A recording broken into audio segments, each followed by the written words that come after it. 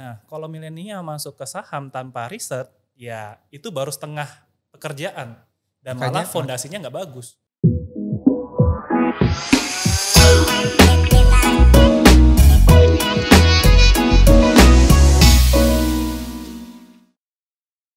Halo kawan Scale Up, di sini Ko Erwin, salam cuan.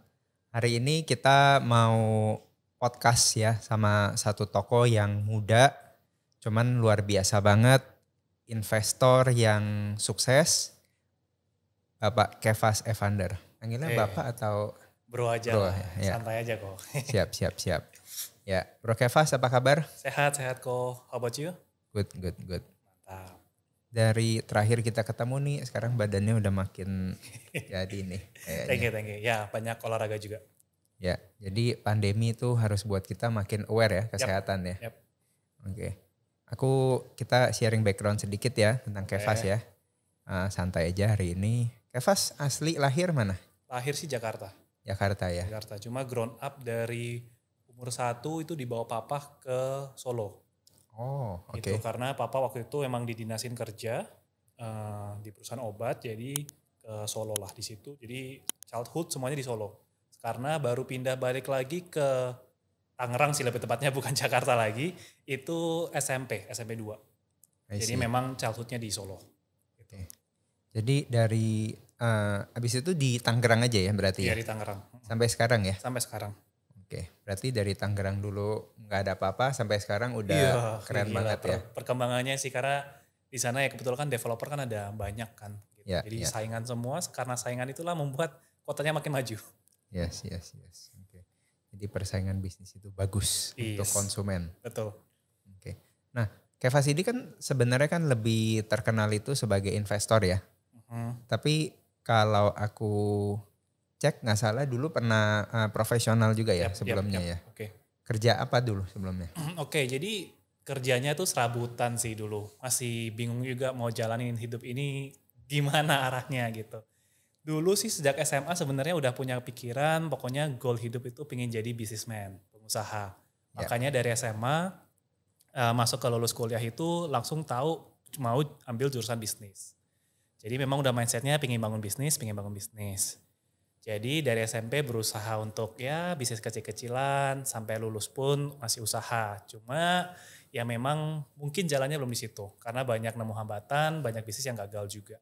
Akhirnya sempat jadi agent properti juga bahkan gitu ya, nyari cara untuk gimana sih dapat duit gitulah intinya. Ya kan? Nah, berapa terus lama tuh? Agent properti itu gak nyampe setahun sih. Oh. Gitu. Karena mungkin gak terlalu cocok juga.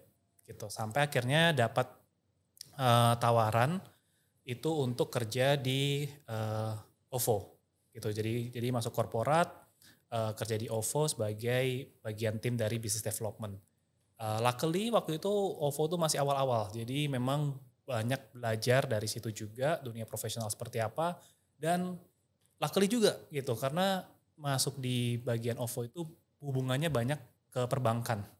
Jadi karena kebetulan saya suka tentang dunia finance kan gitu, jadi dari situ pembelajarannya ngebut juga. Salah satu yang bikin dari yang awalnya tadi businessman mau jadi korporat itu karena dengar ceritanya Jack Ma.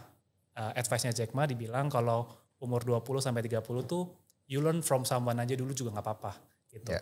Learn their passion, learn their dreams gitu. Gimana sih caranya kembangin usaha dari yang dari kecil. Bahkan dia saraninnya juga perusahaan yang kecil pun juga tidak masalah. Karena you bukan belajar dari bisnisnya apa, tapi dari siapanya. Nah kebetulan waktu itu masuk pun juga dikasih tahu tawarannya adalah ini bos gue adalah bos yang dulunya kerja di direkturnya Visa. Gitu. Jadi memang banyak banget pembelajaran yang gue dapat dari situ.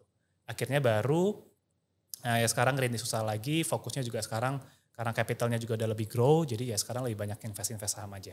Gitu. Jadi awalnya itu kerja untuk dapat pengalaman sambil ngumpulin capital juga ya berarti ya. Oke. Nah dulu pas kuliah tuh kalau nggak salah dapat award juga ya, boleh cerita nggak tuh? Pernah dapat penghargaan ya? Bukan award sih ya, waktu itu cuma menang lomba doang. Lomba apa? Saham? Lomba tentang bisnis plan aja. Simulation bisnis gitu. Ya itu juga sebenarnya ya Karena gue suka berhubungan, gue dulu anaknya suka main game kan. Dan kebetulan lombanya banyak hubungannya sama gamification lah. Jadi simulasi bisnis yang dibuat game. Jadinya gue mikirnya ini seru, pasti seru, pasti jalanin seru dan ya untungnya menang. Gitu. Gak menang sih sebenarnya karena masuk juara 1 di Indo dan dibawa ke luar negeri gitu. Jadi ya anggap aja menang lah. Iya. Tapi ya semua anak cowok rata-rata sih suka main game lah ya. Iya. Bahkan sampai sekarang. Sampai sekarang. Iya, memang betul begitu kok. Cuman gamenya ya beda aja gitu. Nah ini sedikit background terakhir nih. Suka detektif Conan juga ya? Wih, gila background checkingnya sih luar biasa loh ini. Parah. Soalnya saya juga suka detektif Conan. Surprise banget. Iya, yes. Definitely gue suka. Gue koleksi semua komiknya lengkap. Tapi sampai episode komik ke 60-an sekian udah nggak ini lagi. Soalnya dia nggak tamat-tamat. Iya, ada kayak capek, udah malas. Iya, si Nichi Kudonya yang musuhnya itu kita juga nggak tahu siapa big bossnya gitu. Iya. Ya cuma dikasih clue doang tapi sampai sekarang tidak ada kejelasan endingnya gimana. Iya. Dari gue lahir sampai sekarang gue kuliah Conan masih SD. Iya. Dan kecil terus ya, nggak gede-gede ya. Gak gede-gede. Dia sama Nobita sama gitu. SD terus. Masih SD terus. Ya. Oke. Nah, Kevas kan sekarang udah bikin stock up juga ya. Sama Pak Putra ya. Yap. Nah ceritanya gimana tuh dari awalnya bikin sendiri, dulu kan pernah bikin Rich Volution juga ya? Iya. Rich Volution terus ada bikin YouTube, terus bagaimana akhirnya tuh mau bareng sama Putra? Oke. Ceritanya sih memang kalau sama Putra itu emang udah kenal dari tahun 2014. Jadi memang kebetulan teman dekat saya tuh teman dekatnya Putra. Dan karena tahu sama-sama suka saham dikenalin lah. Jadi memang pas awal-awal saya belajar pun Putra udah lebih sukses duluan gitu. Makanya saya banyak belajar dari dia juga. Ya udah dari situ kan dari 2015 belajar di Bro Putra sempat bikin community gitu kan. Jadi saya ikut. Dari situ baru ikut sebagai ya yang ngebantuin aja lah timnya gitu. Pas itu ya Putra Investor School. Pas sebelum itu yang Rich Volution tadi. Oh Rich Volution. Rich Volution itu Bro Putra kan bikin community juga tentang forex, tentang saham, tentang keuangan. Jadi dari situ saya bantuin sebagai tim gitu. Abis itu singkat cerita nggak terlalu berjalan juga. Akhirnya pivot lah Bro Putra ke Putra Investor School. Akhirnya saya juga nggak ngelanjutin kerja bareng. Jadi ya dari situlah tadi. Masuk ke agent properti, terus kerja di corporate OVO gitu. Sampai tahun 2019 akhirnya saya kan fokusnya di YouTube gitu kan. Yeah. Sebenarnya masuk YouTube pun sampai sekarang ya itu beruntung lah ya, ada faktor keberuntungan juga. Ternyata audiens yang dengerin rame dan banyak dan cukup di welcome sama netizen gitu sampai sekarang. So thank you banget buat teman-teman yang udah nontonin saya juga gitu di YouTube. Nah dari situ berkembanglah ya karena passion saya juga suka ngajar sebenarnya gitu kan. Jadi bikinlah kelas-kelas yang saya bikin sendiri gitu. Nah sampai tahun 2021 lah kita kepikiran untuk ya udah kita kolaborasi aja gitu. Collab karena ya dengan harapannya dengan collab kita bisa jadi grow lebih besar lagi gitu. Jadi akhirnya diskusi-diskusi sempat nemu jalan buntu sih sebenarnya gitu. Kayaknya udah nggak usah collab gitu. Tapi akhirnya ya singkat cerita hasilnya sekarang kita kolaborasi bareng. Gitu. Oke, saya termasuk salah satu yang subscribe tuh ya. Iya, thank you. Stock up. Yeah. Dan udah join belum stock up? Join. Kawan Scale Up, join stock up. Sama harus follow YouTube dan IG-nya Kevas Evander. Thank you, sip. Sama juga Scale Up Indonesia. Siap. Namanya mirip soalnya. Semua yang up memang ada sengaja gitu. Iya. Scale up, stock harus up terus. Betul. Nah, jadi ini kan kita channelnya kan bahas tentang investasi ya. Dan Kevas itu kan memang expert ya di investasi ya. Udah multi bagger, triple bagger atau kalau 4 kali apa namanya? Iya, 4 bagger. 4 bagger. 4 kali lipat, ya. Apa the best score-nya apa? Iya, gak usah ngomongin persentase lah gitu kan. Kalau gua bersyukurnya sampai sekarang tiap tahun ada aja saham yang dibeli yang selalu naik minimal 2 kali lipat tiap tahun. Gitu. Jadi ya itu menurut saya lebih dari cukup lah gitu. Karena kan capitalnya juga grow juga. Ya, daripada ya mungkin ada yang sampai sekarang mungkin ada yang 500% tapi modalnya kecil kan juga nggak terlalu berasa gitu. Jadi ya multi bagger atau saham yang dibeli naik berkali-kali lipat ya ada aja sih tiap tahun gitu. Untungnya sih begitu. Tapi sebenarnya jadi kalau kita invest saham kita nggak usah incer return yang terlalu tinggi ya sebenarnya ya. Tapi kita sebenarnya ya mungkin harus mix and match ya portfolionya ya. Ada yang jadi core stock, mungkin itu buat long term investment gitu ya. Lalu mungkin ada yang ya kita lihat ini ada growth-nya gede cuman high risk, mungkin perusahaan yang mungkin dia punya kapitalisasinya masih kecil, nah mungkin kita investnya juga jangan terlalu gede ya. Betul. Ya sebenarnya sih semua depends dari ini sih. What's your goal di stock market gitu. Mungkin buat saya dulu pas saya masuk di stock market kan tujuannya apa? Tujuannya adalah untuk growing my capital kan. Ya. Karena modal saya dulu ya kecil gitu. Gimana caranya supaya jadi besar? Saya mikir saya nggak mungkin mainnya safe gitu. Kalau main safe ya bisa, tapi mungkin grow-nya nggak gitu cepet gitu. Ya. Tapi kalau saya belajar dari orang yang jauh lebih sukses, jauh lebih senior dari saya, mereka punya goal investasi beda. Mereka goalnya adalah preserve their wealth. Ya. Tapi tetap growing, jauh lebih besar daripada inflasi, jauh lebih besar daripada deposito misalnya gitu kan. Ya mungkin pemilihan kriteria sahamnya agak yang lebih big caps dan lebih aman gitu. Karena memang goalnya itu. Nah jadi semua baik-baik lagi tergantung goal. Dan sama manage expectation juga sih gitu kan. Mungkin orang taunya dengan fenomena-fenomena investasi bodong kan dipikir, wah kalau saham nih mungkin juga bisa dapat return cepat gitu, 100% setahun. Possible nggak? Possible sebenarnya. Tapi apakah itu long term atau enggak long term atau enggak? Betul. Ya sebenarnya kalau normalize aja ya secara normal return 20% aja itu udah sangat bagus gitu kan. Nah, kenapa? Karena Warren Buffett aja annual compoundnya 20%. Cuma kan kalau kita yang retail nih skalanya masih jauh di bawah Warren Buffett, harusnya logikanya harusnya bisa lebih tinggi. Yeah. Karena nominal kelolanya kan lebih kecil. Yeah. Warren Buffett kan size-nya udah lebih besar. Jadi possible nggak untuk dapat 30-40% setahun? Possible. Cuma wajar 20% aja itu sebenarnya udah bagus banget juga. Yang penting kalau bisa juga selalu ngalahin indeks IHSG gitu. Nah ini kan banyak yang dengar ini kan milenial yang baru mungkin ya baru tes investasi. Nah dari Kevas ada saran nggak untuk milenial yang baru mulai investasi terutama saham, apa sih yang harus dilakukan? Oke, jadi kalau invest saham itu kuncinya sih menganggap bahwa investor itu adalah pekerjaan. Ya, jadi kerjanya investor tuh apa? Kerjanya adalah analisa dan invest. Nah, kadang orang cuma melakukan yang kedua.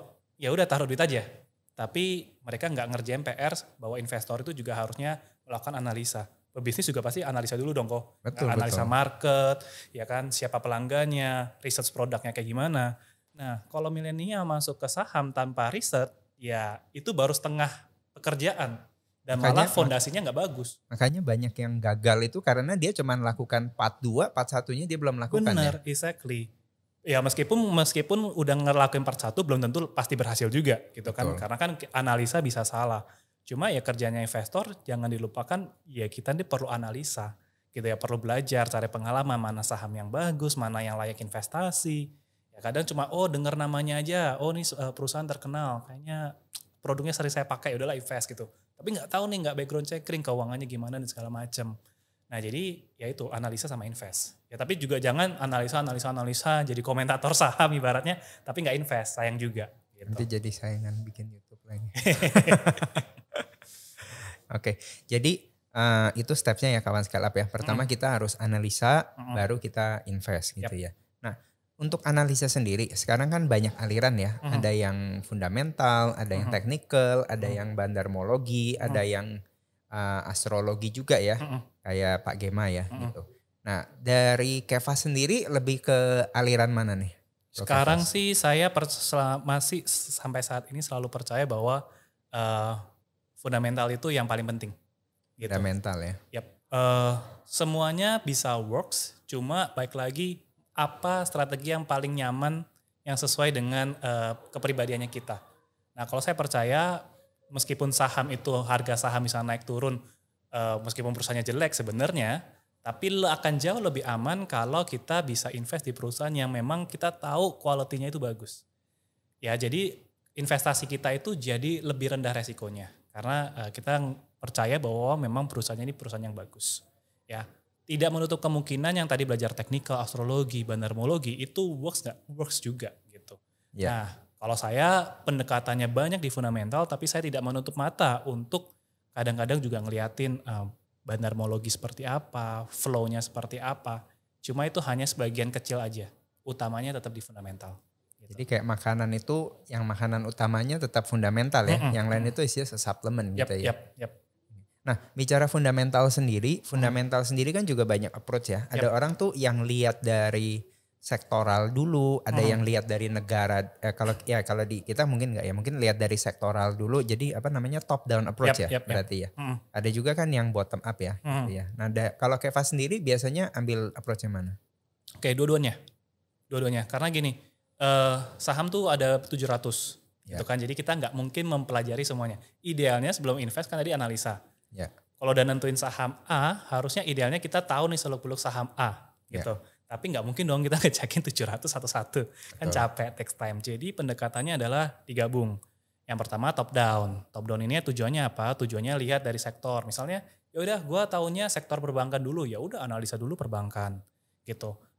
Kayaknya nih batu bara lagi hot gitu misalnya. Ya udah deh, coba cari saham-saham apa sih yang ada di batu bara, ya kan? Kemudian setelah dapat dari sektor itu, baru setiap saham yang di sektor itu di bottom up in. Jadi dianalisa lebih dalam lagi. Ya, jadi nggak harus berurutan dari A sampai Z, cek satu-satu. Kalau nggak itu ya gempor juga, nggak invest nanti, ya kan? Jadi tetap top down. Ketika ada sektor yang menarik, kita cari saham yang bagus di sektor tersebut. Nah, untuk menambah conviction, keyakinan, baru kita lakukan bottom up. Pelajari perusahaan itu sampai dalam. Gitu. Masuk laporan keuangan. Oh ya gitu pasti, kalau fundamental harus laporan keuangan. Rasio. Nah itu mungkin yang kawan scale up dan mungkin investor di luar sono males ya mungkin ya. Sebenarnya kalau Warren Buffett selalu bilang ya, kalau pembelajarin sebuah perusahaan itu ibaratnya kayak hitung-hitungan aljabar yang rumit, ya Warren Buffett pun bilang dia akan balik jadi loper koran aja. Gitu. Sebenarnya tidak serumit itu. Bukan berarti angka itu akan diasosiasikan hal yang rumit, enggak juga kok gitu. Asal sebenarnya tugas kita sebagai investor adalah interpretasi angka gitu. Kita ini bukan akuntan, mungkin akuntan akan lebih ribet ya kan. Harus audit, kemudian harus nyocokin nih keuangan, semuanya harus balance. Ya kita ini udah disajiin angkanya, tinggal kita interpretasi ini angka yang bagus atau tidak gitu.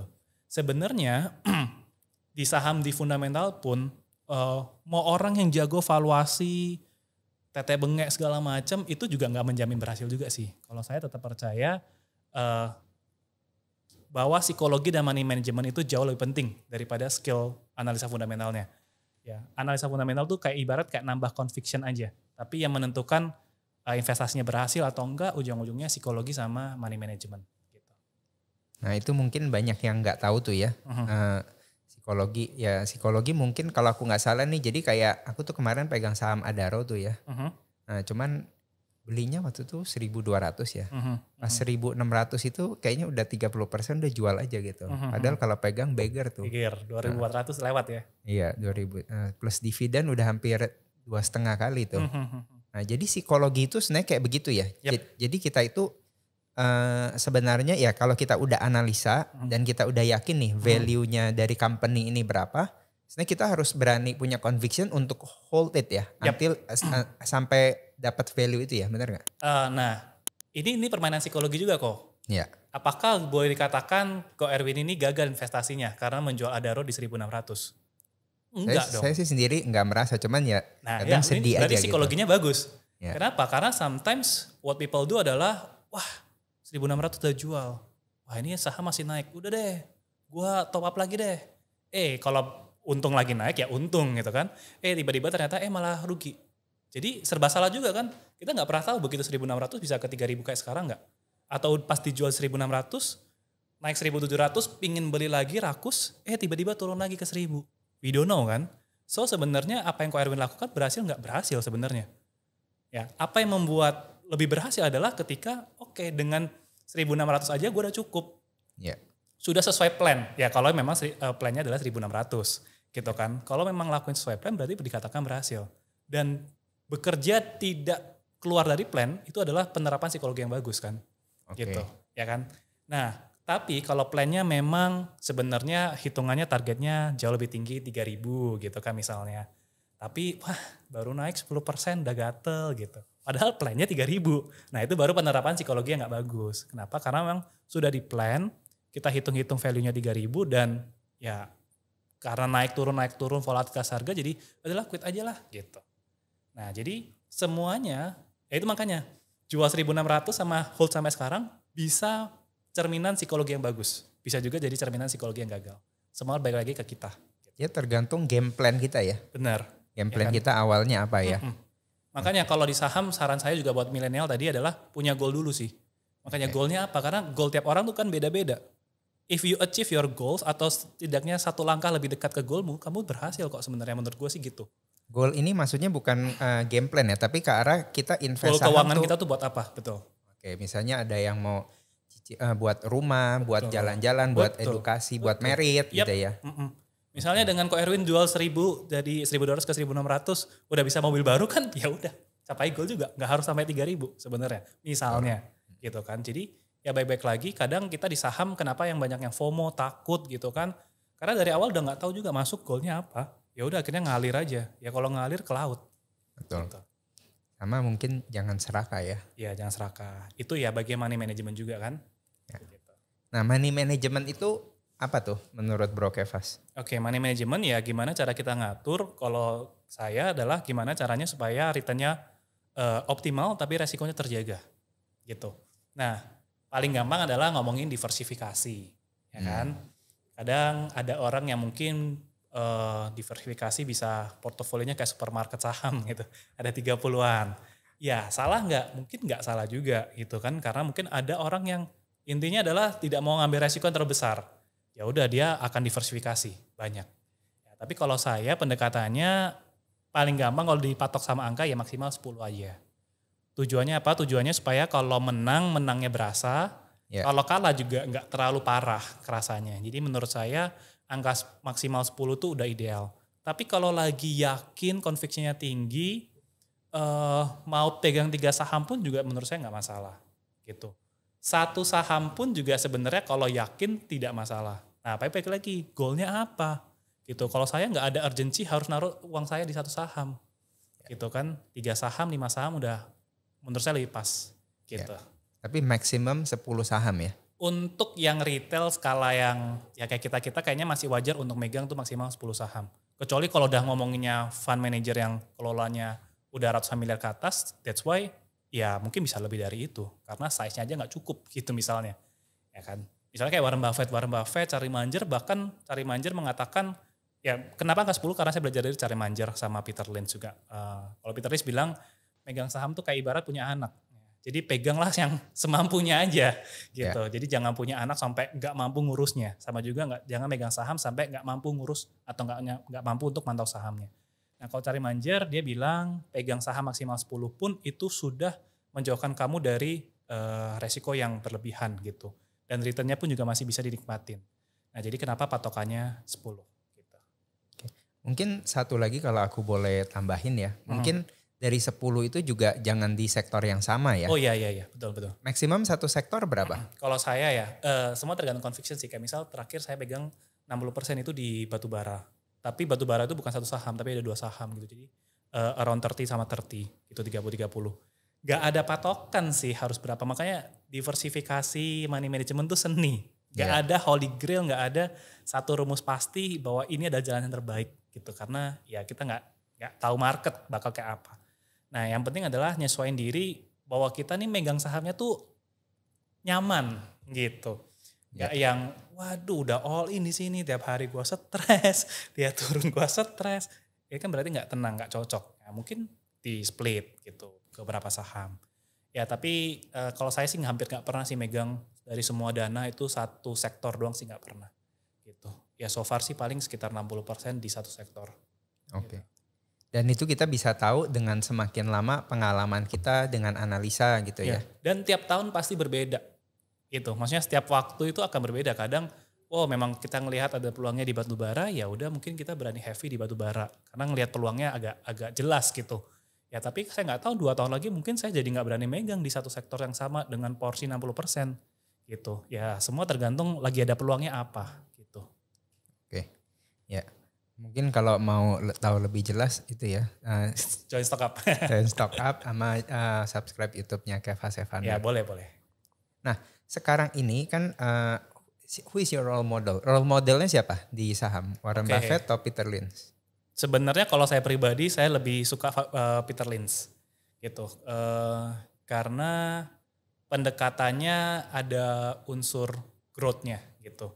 Warren Buffett juga sebenarnya ada pendekatan unsur growth-nya. Cuma entah kenapa kalau baca bukunya, karena gini, kalau Warren Buffett itu dia nggak nulis buku, nulisnya annual letter. Ya kan, jadi dia nyeritain Berkshire Hathaway-nya gimana, alasannya kenapa di annual letter-nya. Sedangkan kalau Peter Lynch itu kenapa lebih bisa jadikan saya panduan, kenapa? Karena dia nulis bukunya. Gitu. Jadi dia nulis kerangka berpikirnya, kenapa begini, kenapa begitu, lebih detail aja sih. Tapi sebenarnya prinsipnya sih kurang lebih sama sih.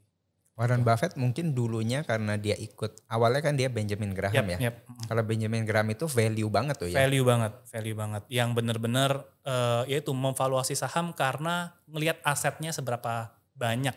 Gitu kan. Jadi harga saham dibandingin sama asetnya. Tapi semenjak ketemu sama Philip Fisher kalau nggak salah sama Charlie Munger pun dia udah orientasinya lebih menggabungkan juga ya dengan faktor growth. Ya kan prospek kedepannya, manajemennya seperti apa gitu. Nah itu kurang lebih juga sama sih sama kayak Peter Lynch. Ya. Jadi kalau Bro Keva sendiri sekarang itu lebih kejarnya apa? Value stock, cyclical stock, atau growth stock atau apa? Oke, kalau saya selalu tidak pernah setuju bahwa value dan growth itu dipisah-pisahkan. Sebenarnya Warren Buffett pun juga mengatakan ya growth itu part of the value. Ya kan, growth ini bisa menciptakan sebuah value gitu. Jadi sebenarnya kalau saya sih nggak pernah ngotakin, oh ini pakai aliran growth, ini pakai aliran value.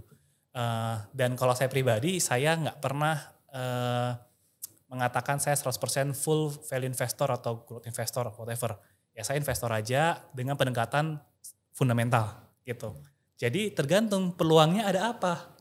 Kalau ada peluang di value yang karena memang harganya murah banget dibandingkan asetnya, ya ayo kita beli gitu.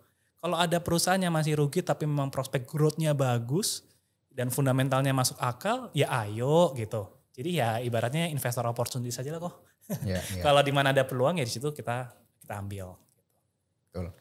Ya, yang penting kita ada find a wonderful company at a wonderful price ya. Yep, betul. Itu kan goalnya dari fundamental investor ya. Kalau boleh gua tambahin dikit, sebenarnya it is okay untuk buy wonderful company at fair price. Gitu. Jadi nggak harus wonderful price juga. Gitu karena sebenarnya makanya kalau saya mencari saham bagus tuh salah satu kriterianya harus ada growth. Ya meskipun saya nggak mau diambil growth investor juga gitu, tapi faktor yang penting itu adalah growth. Nah, kadang perusahaan bagus itu sulit kok untuk dikasih harga yang murah gitu. Jadi peluangnya itu terlalu sedikit kalau kita nungguin wonderful company at a wonderful price yang benar-benar murah banget. Ada nggak? Ada, cuma sulit gitu. Nah jadi Warren Buffett pun pernah bilang it's better untuk beli wonderful company at a fair price. Yang sebenarnya nggak murah-murah banget tapi masuk akal aja gitu. Kenapa? Karena in the end kalau memang holdnya jangka panjang, ya value-nya akan bertambah terus juga kok ke depannya gitu. Betul. Karena kalau kita nunggu sampai wonderful price ya nggak dapet barang ya. Iya bisa dapet kalau krisis aja. Iya. Ya agak susah sih gitu. Betul. Nah kita tuh sekarang, nah ini aku juga mau nanya nih ya. Kan sekarang banyak consumer goods ya, FMCG punya company ya. Seperti ini kan banyak ngalamin value depreciation ya.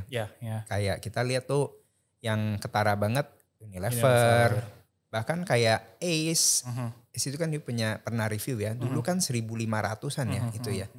Sekarang pernah hampir 1.000 ya kalau nggak salah ya. Sekarang di berapa saya nggak update. Ya, terakhir 1.000. Turun banget ya. Ya turun 1.000 banget lah. Lalu kayak termasuk Indofood, ICBP, lalu Mayora juga turun ya. Nah itu kamu lihat kenapa tuh? Satu karena faktor growth. Ya kan karena growth-nya turun. Gitu. Kalau Unilever memang dari dulu 2-3 tahun ke belakang memang growth-nya udah bahkan kalah sama inflasi gitu ya. Jadi kalau growth di bawah 5% itu ibarat kan berarti penjualan stagnan, harga nggak dinaikin sama perusahaan. Makanya growth-nya segitu-segitu aja. Ya kan jadi slow growth gitu loh kalau kata Peter Lynch. Nah nggak terlalu suka tuh kalau yang slow growth. Nah, kalau yang sekarang memang ya karena menurut saya sih faktor pandemi ya. Jadi faktor pandemi efeknya paling kerasa ya ke faktor sektor consumer goods. Termasuk hardware kan juga sangat erat hubungannya sama spending consumer kan. Ya. Jadi ya kalau sekarang sih saya ngerasa faktornya karena efek pandemi lah yang masih kelihatan di sektor-sektor consumer. Cuma kalau saya sih selalu percaya kalau consumer goods itu memang aman gitu ya. Jadi apakah mereka akan bangkrut? I don't think so. Gitu, mereka akan cari cara. Makanya salah satu penilaian yang bagus adalah manajemennya seperti apa. Kalau manajemennya nggak habis akal, pasti nggak mau dong perusahaannya terus-terusan rugi atau terus-terusan growth-nya turun. Pasti mereka harus cari akal untuk gimana caranya ningkatin sales-nya lagi.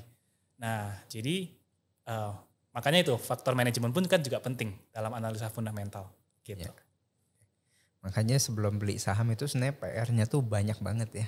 PR-nya banyak tapi nggak usah terlalu dipusingin ribet-ribet pun juga bisa kok. Gitu. Ya shortcutnya itu ya join stock up ya.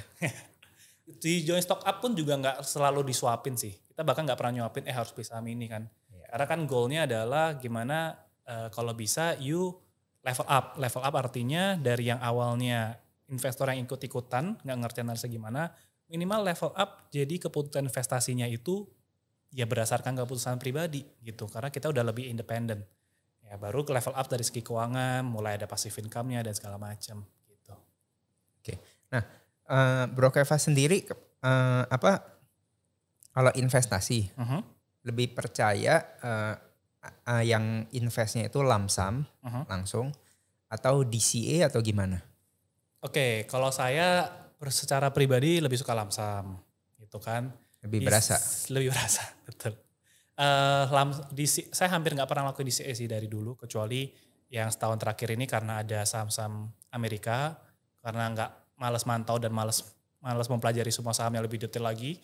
Itu jadi ya udahlah DCA ini aja. DCA itu adalah nabung yang strategi yang paling bodoh tapi it works sebenarnya. Tapi dengan catatan memang pilih sahamnya yang harus mengutamakan faktor growth gitu. Karena nggak mungkin dong kita nabung kalau kita merasa bahwa perusahaan ini akan turun 5 tahun lagi. Ya pasti value-nya habis. Kalau mau DCA yang penting mesti core stock ya. Yang company yang benar-benar bagus, fundamental, growing, manajemennya bagus gitu ya. Betul. Karena ya kita nabung kan nggak mungkin cuma 1-2 bulan kan. Betul. Kalau nabungnya 5 tahun ya berarti harus cari perusahaan yang yakin. You yakin sama perusahaan ini 5 tahun lagi pasti akan grow. Gitu. Jangan stagnan. Dan ya pasti harus ada. Kalau nggak ada habis ntar. Iya betul. Gitu. Ya. Oke, berarti you lebih pilih lump sum ya? Lebih lump sum. Oke. Ya. Nah, what is your goal in the next 5 years lah gitu? Kalau goal sih sebenarnya mungkin ya hidup dari saham sih. Semuanya hidup full di cover sama saham dan kemudian mungkin akan hilang dari dunia perkontenan ini. Oke. Nggak bercanda ya. Jadi memang karena suka ngajar ya pasti pingin tetap ngajar. Cuma mungkin lebih nggak terlalu kelihatan udah nikmatin hidup aja gitu. Ya kalau hilang dari perkontenanan maka konten hari ini berharga sekali. Oke. Jadi tadi kan bilang kan pengen bisnis. Nah masih pengen bisnis atau memang mau bener-bener saham aja nih? Bisnis yang hubungannya sekarang akhirnya saya sama saham. Misalnya stock up kan I treat it as a business gitu kan. Yeah. Dan karena bisnisnya juga berhubungan dengan saham jadi saya enjoy gitu untuk ngelakuinnya. Jadi sebenarnya sempat ada kepikiran waktu itu kan I pernah cerita sama you juga kayak kayaknya masih pingin punya bisnis real gitu. Masih pengen nggak? Nah ini sebenarnya tuh antara pengen nggak pingin sih sebenarnya gitu. Semua tergantung dari sahamnya lagi perform atau enggak. Kalau sahamnya lagi perform udah nggak usah bisnis lah, ngapain sih, bener juga ya, capek ya kan. Coba kalau lagi sahamnya lagi underperform, lagi berat, memang kayaknya harus perlu source of income yang baru nih gitu. Tapi ya sebenarnya kalau saya pribadi ditanya, goalnya sih nggak pingin punya bisnis kalau sekarang. Ya bisnisnya pun yang hubungannya sama edukasi ngajar aja sama saham. Nah gitu. Mungkin nih kalau aku nebak nih ya, sebenarnya yang Bro Kevas pengenin, yang you pengen tuh sebenarnya bukan bisnis, tapi sebenarnya ada cara gimana nambah portfolio kan? Maksudnya ada betul. Income untuk nambah portfolio kan gitu. Betul. Ya kalau bisa nyanyi dapat royalti juga nggak apa-apa. Kalau bisa seminar dapat royalti juga nggak apa-apa. Ya pokoknya you selalu mau growth, you punya capital, wealth gitu. Ya investment portfolio kan. Nah itu penting banget ya kawan sekali ya. Kalau kita mau investasi, kalau kita pengen retire suatu saat kita mesti punya goal, tapi kita juga harus selalu tambahin di portfolio kita supaya efeknya tuh lebih kenceng gitu lebih kan. lebih cepat. Bisa nggak tanpa another source of income dari saham aja? Sebenarnya bisa. Cuma kan I punya goal, kita semua pasti punya goal, pingin achieve A, B, C. Ya kalau bisa lebih cepat ya why not gitu kan. Nah untuk mempercepat ini kan ya udah kalau memang masih punya tenaga. Makanya gue suka banget sama konsepnya Robert Kiyosaki yang cash flow quadrant. Yang you pernah share juga kan di YouTube. Ya. SBI. Dulu tuh gue selalu salah nangkep bahwa I itu udah yang paling bagus. Sebenarnya gue salah satu invest saham ya karena itu. Gue mau jadi investor, titik gitu. Gak mau yang lain. I gitu. Itu setelah kuliah, makanya pas belum kuliah kan namanya bisnis gitu. Ya. Setelah baca itu maunya jadi investor aja. Akhirnya dulu pas kuliah itu ya udah masukin semua tabungan ke saham. Ya. Bisa nggak? Susah kok. Ya. Karena kapitalnya masih dikit gitu. Terlalu muluk-muluk, terlalu idealis. Belum apa-apa udah mau jadi full time investor. Gitu. Sedangkan setelah gua pahami ulang lagi konsep ESBI itu, ya nggak ada salahnya kok punya nggak ada salahnya untuk punya di kuadran E atau S, nggak ada salahnya gitu. Yang salah adalah kalau you terlalu lama bertahan di kuadran kiri dan tidak pernah memikirkan yang kuadran kanan kan, yang kuadran B sama I. Nah dari sejak itu maka berpikirlah ya udahlah, gua E akhirnya kerja di korporat nggak masalah, ya kan. S sekarang freelance konten gitu kan nggak masalah. B bangun bisnis stock up juga nggak masalah. Tapi tujuannya dari punya 3 kuadran ini apa? Ujung-ujungnya ke I. Supaya I-nya makin besar lebih cepat. Gitu. Kalau udah full di I, wah lama, susah. Ya kecuali memang udah punya warisan yang banyak ya monggo silahkan. Gitu. Oke, nah berapa nih targetnya I-nya? Boleh spill atau rahasia? Gue sih gak muluk-muluk 9 sih ya. 9 digit? Nah, sebenarnya sih kalau gue gak terlalu muluk-muluk kayak harus standar mewahnya terlalu tinggi atau enggak sih. Yang penting hidup tenang aja sih. Jadi ya gak muluk-muluk lah, gak usah gede-gede banget. Yang penting passive income bisa cover expense. Betul, itu udah pasti. Tapi dengan gaya hidup yang gua mau, tapi enggak yang gua mau tuh bukan yang harus yang semuanya serba wah gitu juga. Ya jangan kere-kere banget lah. Iya, tapi juga jangan kere-kere banget lah. Gitu. Ya, betul. Dan ya kita harus grow juga ya, karena nanti misalnya kalau punya anak apa segala macam itu kan harus kita pikirin juga gitu kan. Yang penting hidup nyaman sih kok. Betul. Gitu. Hidupnya aman dan nyaman gitu. Dan kalau mau lebih ya itu ya urusan nanti gitu. Tapi yang basic needs yang aman nyaman nih udah ke cover lah minimal gitu. Ya.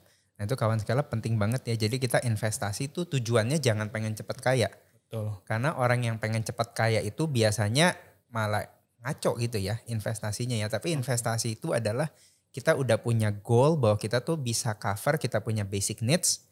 Kalau dapat lebih ya syukur. Nah. Jangan berpikir cepat kaya, tapi percayalah bahwa investasi itu bisa mempercepat untuk mencapai kekayaan. Amin. Gitu. Ya. Oke, nah ini mungkin ada pesan nggak dari Kevas untuk kawan scale up? Pesan ya, terutama buat kawan scale up sih, mungkin kalau audiensnya scale up mungkin banyak yang pebisnis ya.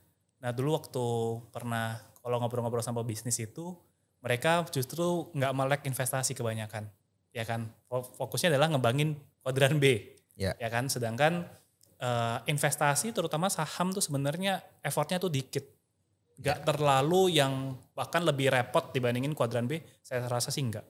Bahkan kerjanya jauh lebih santai daripada you jadi bisnis gitu misalnya. Nah jadi kalau kita nguasain skillnya, investasi saham itu jadi kerjaan yang sangat santai tapi bisa menghasilkan. Gitu. Jadi jangan lupa untuk mempelajari kuadran I ini. Gitu. Oke. Nah itu ya kawan scale up, hari ini kita belajar dan menurut saya isinya daging semua ya. Tapi mungkin juga ada beberapa technical terms yang mungkin nggak ngerti, nanti boleh tanya aja di kolom komentar. Tapi intinya kita udah tahu hari ini bahwa investasi itu penting banget dan harus dilakukan. Mulainya kapan? Mulainya sekarang ya. Ya, kalau bisa dari lahir sih dari lahir. Ya. Tapi kan gak mungkin kok. Betul. The best time is 5 years ago gitu kan. 5 tahun lalu. Tapi the second best time ya sekarang gitu ya. Dan tetap jangan berhenti bisnisnya atau kerjaan ya. Jangan nanti bilang, wah saya mau jadi full time investor. Mau quit aja gitu. Tapi kita punya portfolionya masih terlalu kecil gitu loh. Untuk cover kita punya pengeluaran ya basic needs gitu. Dan ketika kita lakukan investasi terus menerus, maka suatu saat pasti usaha itu nggak akan mengkhianati hasil. Kita pasti akan mencapai financial goals kita. Amin. Thank you banget ya Bro Thank you Kevas. Erwin. Thank you banget waktunya. Dan sekian kawan Scale Up, tetap belajar investasi, salam cuan. Salam cuan.